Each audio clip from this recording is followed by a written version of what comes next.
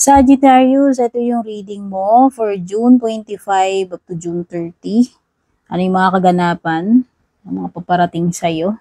Sagittarius, kung matagal ka na nanonood ng mga readings ko, isa ka sa aking followers, subscribers sa YouTube and Facebook. Maraming salamat sa iyong support. Sana hindi ka magsawa dito. At if you are new here, please don't forget to subscribe, like, follow. Regarding personal reading services naman, yung mga gusto mag-avail, mag-inquire, meron tayong link dyan sa description. Lahat ng details na kailangan nyo, nandiyan, pakibasa na lang. No? So, kung interesado kayo mag-book, mag-inquire. Ayan, Sagittarius, tignan na natin. What is the overall energy itong June 25 to 30 mo? Maraming salamat nga rin pala dun sa mga nag-avail ng membership sa YouTube tsaka mga nag-avail ng personal reading at yung mga nag-avail ng subscription sa FB. Ang overall energy mo na na-pull natin is you and your loved ones are safe. New moon in Cancer. So, merong Cancer energy dito. Kung nangangamba ka about your family's safety, sa health man yan, sa financial, or other things, pwedeng sinasabi ng card mo is, pwede mo nang i-rest yung mind, heart mo, Sagittarius, na huwag ka na masyadong mag-alala kasi you and your loved ones are safe. Okay? Kumbaga, pwede mo nang ikalma yung sarili mo. Kahit pa paano, Sagittarius. Tapos, the situation is, ewan ko. Meron ka bang bagay na pinag-aaksayan ng oras mo? Wala talagang mangyayari. O baka naman ito yun. Maybe you're worrying too much. To the point na nagiging ka na. Praning. Praning or anxious. Sagittarius. You can rest now. Ibig sabihin, kalma mo ni isip mo. Mag-beauty rest ka na. Walang mangyayari daw dyan. Sa iyong fear, sa iyong worry. Wala. Dadami yung wrinkles mo, eye bags mo, especially kung di ka na nakakatulog. Walang mangyayari dyan sa situation niya. Or kung meron mang ibang pinatutukuyan ito. No? Like, meron ka ibang bagay na ginagawa. And pwedeng yung bagay na yon na pinagtutuunan mo ng energy mo, emotions or attention mo, or trabaho, pwedeng hindi daw magbunga yan. Pwedeng walang pupuntahan. Walang bungang maganda. Okay? Hindi yan magbe-bear ng fruit. You're very close to achieving your goal. Take note, Sagittarius. Malapit ka ng maging victorious. Malapit mo nang ma-achieve yung goal mo. Ngayon ka pa ba titigil? Ngayon ka pa ba mag-aalangan? Ngayon pa ba magbabago yung isip mo? Kasi parang lumilitaw siya dito sa area ng problema or conflict. Okay? Kasi parang kung kailan malapit nang ma-achieve yung goal at saka may something, may blank. Hindi ko alam kung ano yun, no? Okay, merong Cancer energy, merong Taurus energy.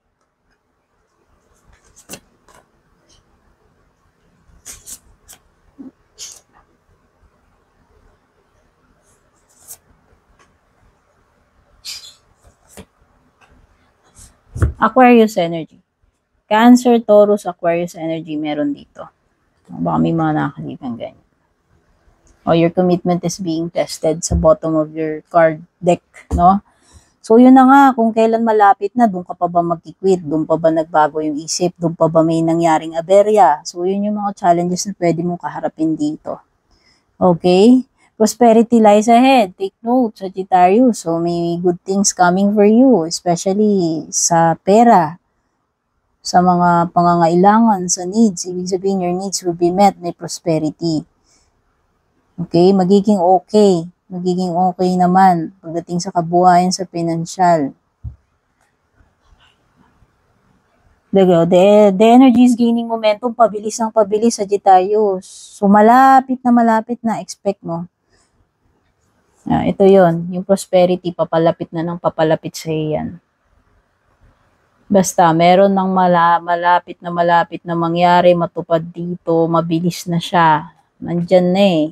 Gaining momentum every day. Parang bumibilis, nag-i-speed up siya papunta dun sa pinaka-outcome, ano? Believe in the impossible. Ayan, Sagittarius.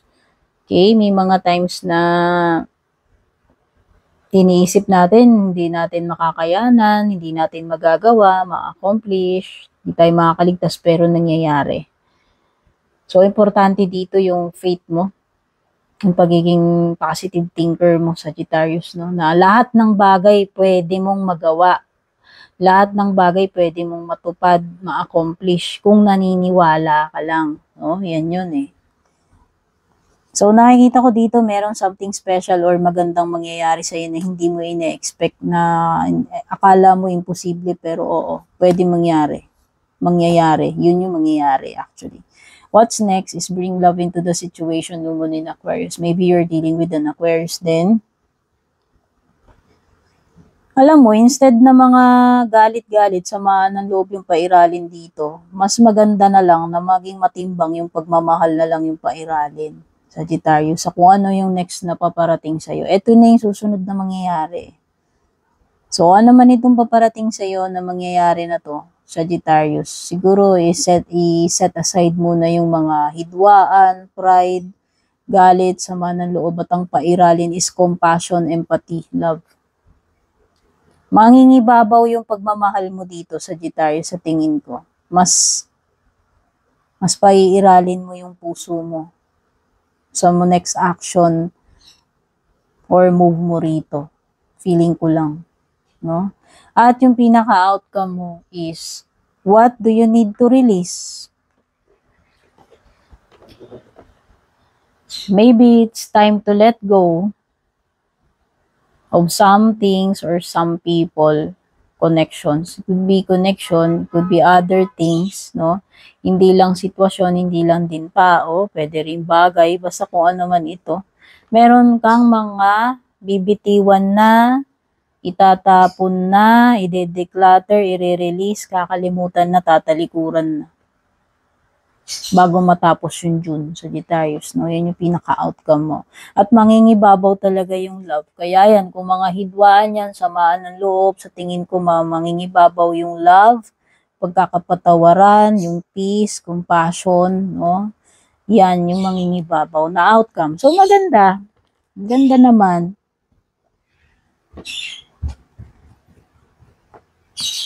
No act of love is ever wasted, di ba? Kung nagmahal ka, maganda pinakita mo, kung hindi man ibinalik sa'yo, hindi mo na problema yun eh. Diba? Yun naman yun eh. Tsaka kasi naman yung mga nagmamahal, hindi naman natin binibilang yung inilalabas nating pagmamahal. Tama ba? Okay? Ano pa? Trio bear. Okay? May masakit na mangyayari. Expect mo na yan.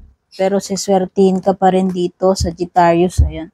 Pwedeng this is some kind of pwedeng malaking disappointment to or sadness para sa'yo. Pwedeng masaktan ng ego mo, masaktan yung kalooban mo, may mga magkasakitan dito, pwede ka ring makaranas ng betrayal, pwedeng yung iba sa inyo makaranas kayo ng pagiging unfaithful ng person ninyo, breakup para sa iba, yan yung tipong nagkasakitan or nagkahiwalay, nagkalayo. Nagkalayuan ng loob or literal na naglayo, naghiwalay, nagbreak, no? Fortune's wheel, expect mo na rin na may mga pagbabago. At ito ay magandang pagbabago, Sagittarius, no? Magandang sign ito. So, if things are changing, they are changing for the better. Kung merong paparating sa'yo, swerte, paparating sa'yo. Magagandang bagay, magagandang pagbabago, papabor sa iyo. Okay? Ang last tarot card mo is the Nine of Earth. Okay, this is a card of advice para sa iyo, Sagittarius, na kailangan mong maging self-reliant. This is a card ng pagiging independent, no? May mga times talaga, Sagittarius, na hindi tayo makakaasa sa iba. Kaya dapat kaya natin yung sarili natin. And this is the time na binabanggit. Okay? May mga situations, no, bago matapos itong June, na kailangan mo na lang mag-rely sa sarili mo dahil hindi ka nga makaasa sa iba or wala kang ma-expect sa iba. You cannot expect them to help you or you cannot expect them to understand. Yung mga ganun. Basta parang mas more on magre-rely ka na lang sa sarili mo kaysa umasa ka sa iba. Yun yung energy nito.